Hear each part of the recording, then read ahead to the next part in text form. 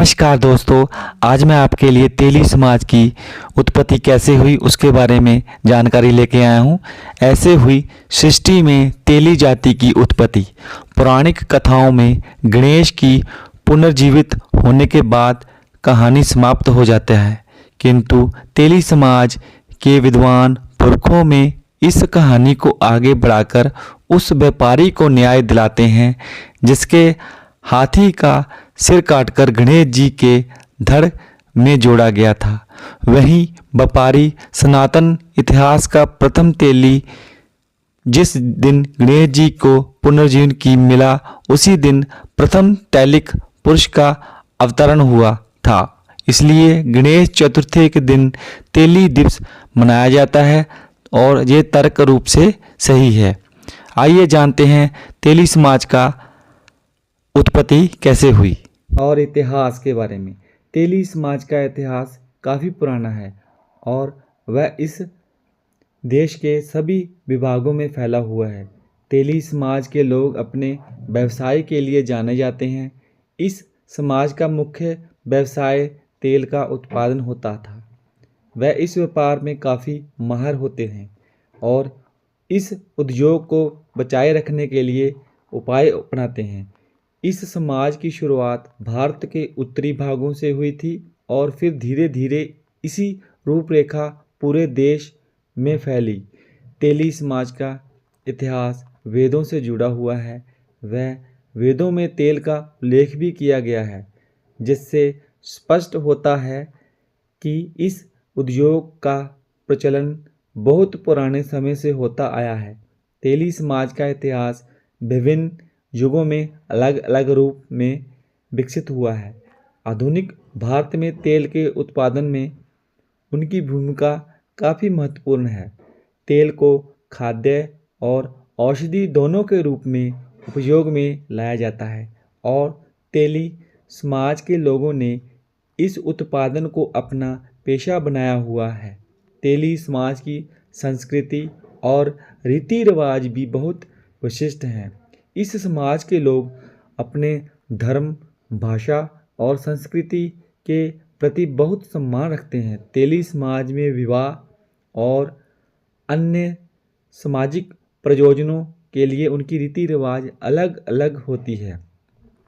तेली समाज का इतिहास भारत की ऐतिहासिक और सांस्कृतिक धरोहर है। इस समाज की विशेषताओं के रूप में बारे में जानते हैं। तेल के उत्पादन में उनका महत्वपूर्ण योगदान हमेशा से ही रहा है और आज भी इस क्षेत्र में अग्रणी है। इसके अलावा तेली समाज की संस्कृति और रीति रिवाज भी अन्य समाजों के अलग अलग और वह उनके प्रति बहुत सम्मान रखते हैं। तेली समाज के बारे में जानना बहुत महत्वपूर्ण है ताकि हम इस समाज की विशेषताओं को समझ सकें और उनकी संस्कृति और रीति रिवाज का सम्मान कर सकें।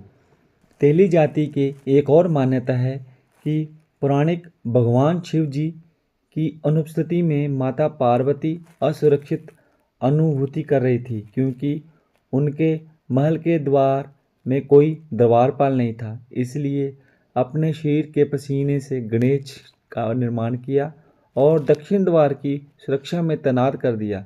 यह शिव जी आए तब गणेश ने उन्हें नहीं पहचाना और महल में जाने से रोक दिया। इस बात से शिव जी क्रोधित होकर अपने तलवार के बार से गणेश के गर्दन को काट दिया। जब वह महल के भीतर गए तब माता पार्वती ने रक्त रंजित तलवार को देखकर उनके पूछा कि क्या घटित हुआ है।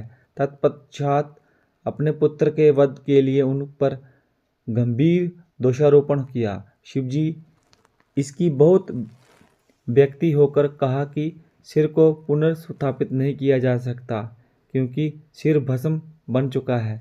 उन्होंने कहा कि यदि पशु पक्षी की ओर देखते हुए पाया जाता है तो उसे सिर को गणेश के धड़ पर स्थापित करने पुनर्जीवित किया जा सकता है।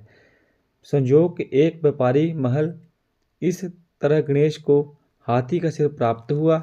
व्यापारी अपने हाथों के मारे ने जानने को लगा। व्यापारी को शांत करने के लिए शिव जी ने एक मूसल और खरल को तेल का निकाल कर दिखाया। व्यापारी को यह आदेश किया कि बाद में अपने वंशज को भी सिखाए। इस तरह से मूसल और खसल का निर्माण हुआ। तेली एकता साहू हूँ, राठौर हूँ, मैं गुप्ता हूँ, शाह हूँ, मैं दास हूँ, साब हूँ, मैं घांची हूँ।